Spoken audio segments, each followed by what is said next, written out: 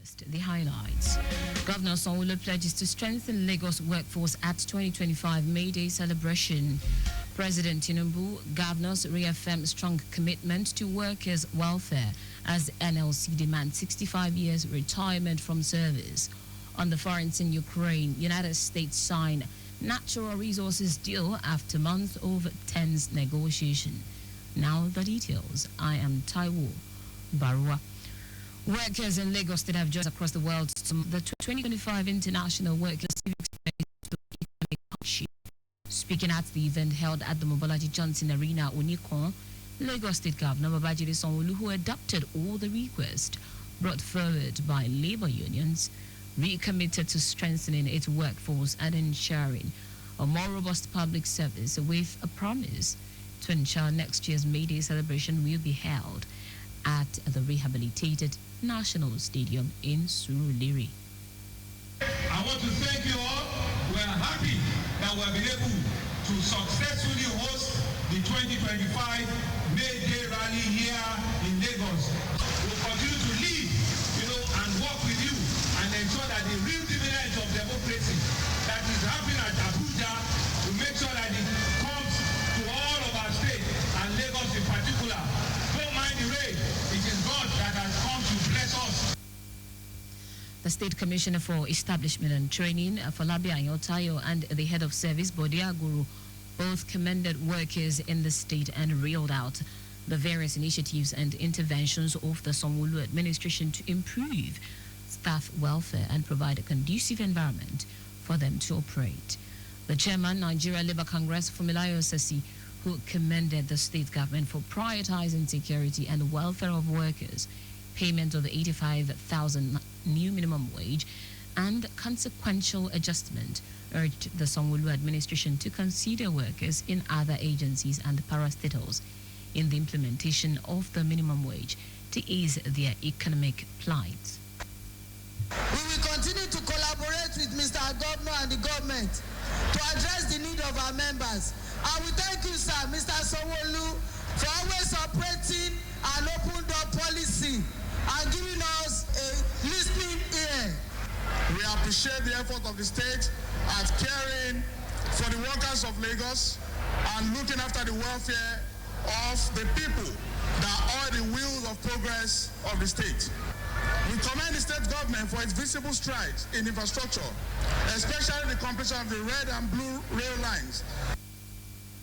The state, while commending workers in the state for their doggedness and resilience, the chairman, Trade Union Congress TUC, Lagos State Chapter, Gbenga Kundayo, urged the federal government to give Lagos a special status and more allocation because of its teeming population, to deliver more infrastructure to residents as he enjoined Lagosians to pay their taxes promptly. Our correspondent Adiola Akinele reports that the workers defied the rain to observe a march past as different labor unions in the state wore customized t-shirts with cap as well as ankara of different colors. The Lagos State AIDS Control Agency, LSACA, has extended a warm congratulatory message to the Lagos State workforce for their invaluable contributions to driving the state's growth and development.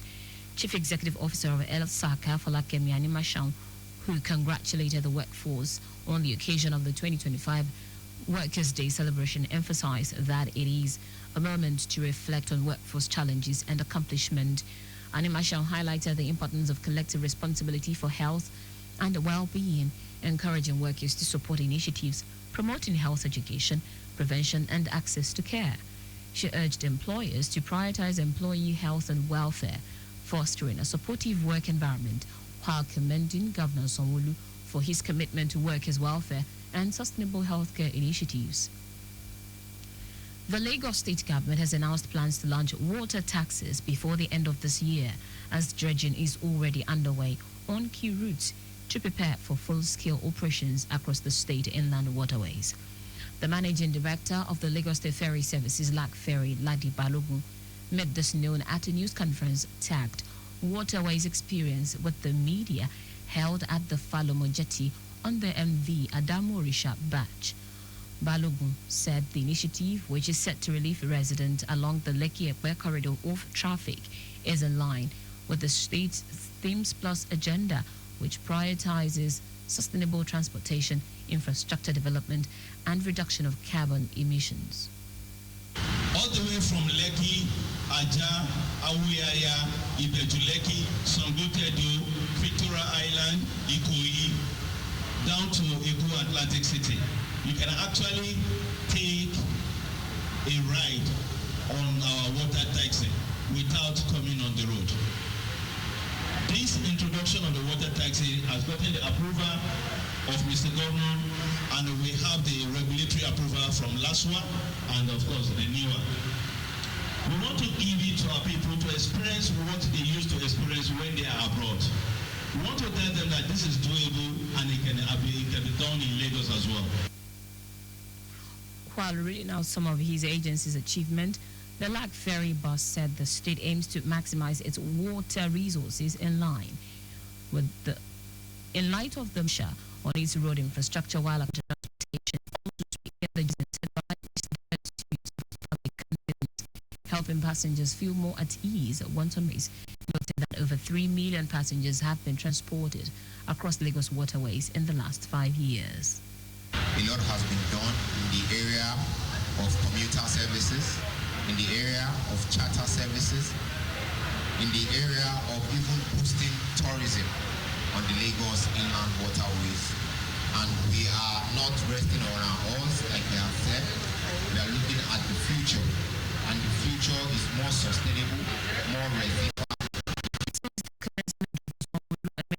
The state's boat fleet has increased from 4 to almost 30, with 50 jetties built across the state.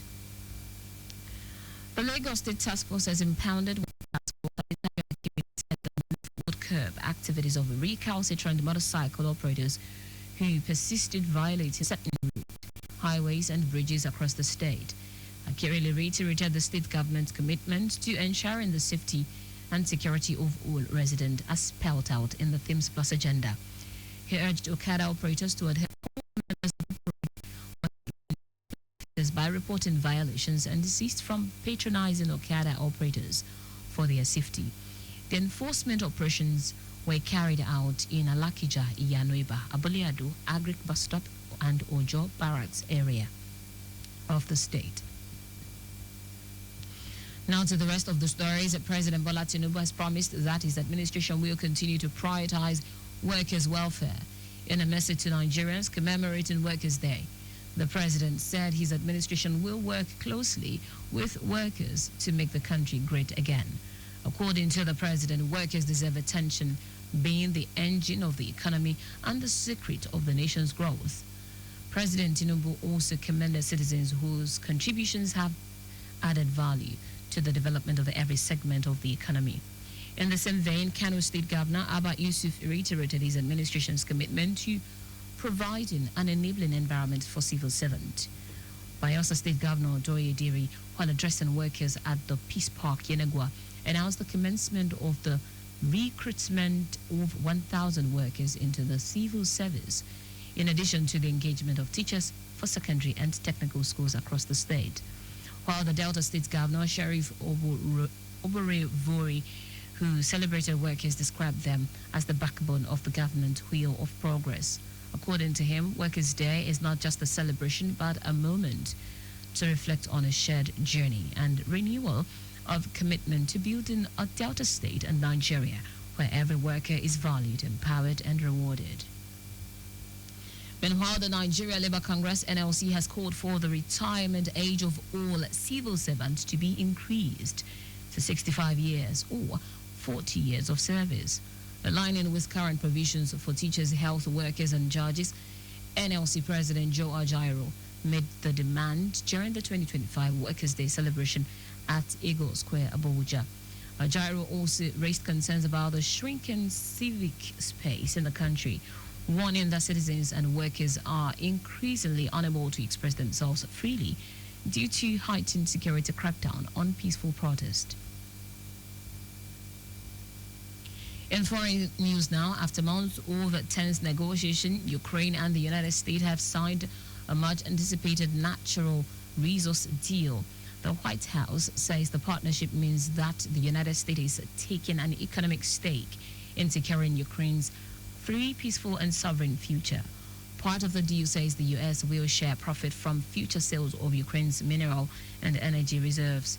The Ukrainian advisor says it is part of the wider negotiation process, and many Ukrainians are reassured, but some worry that the U.S. could still turn its back on the country.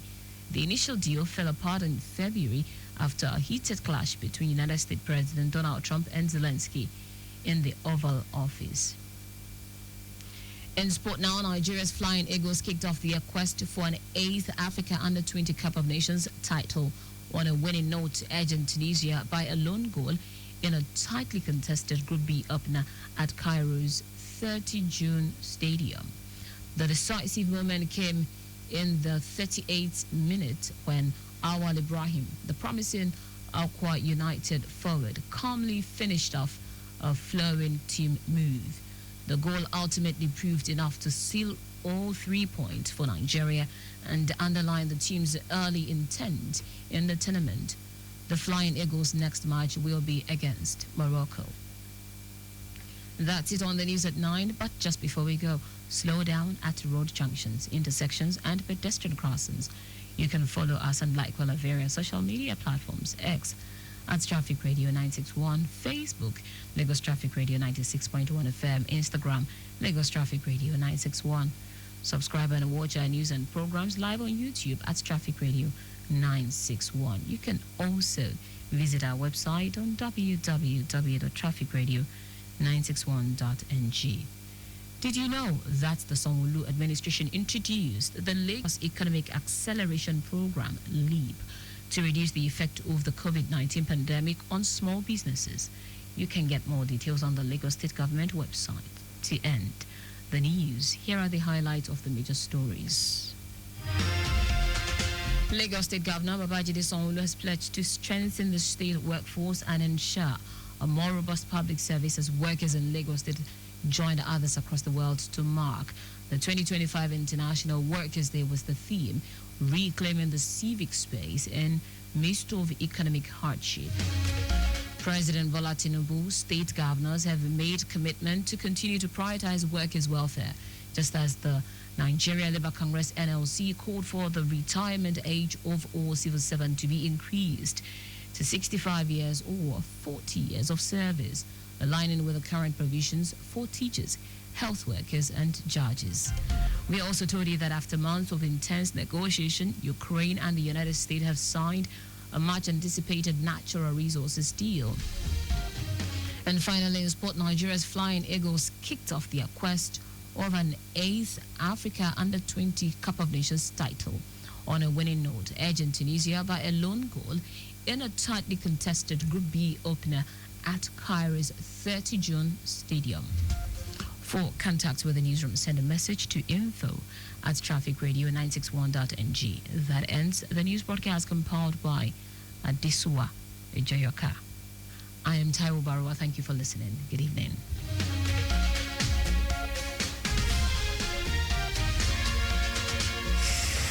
From point to point,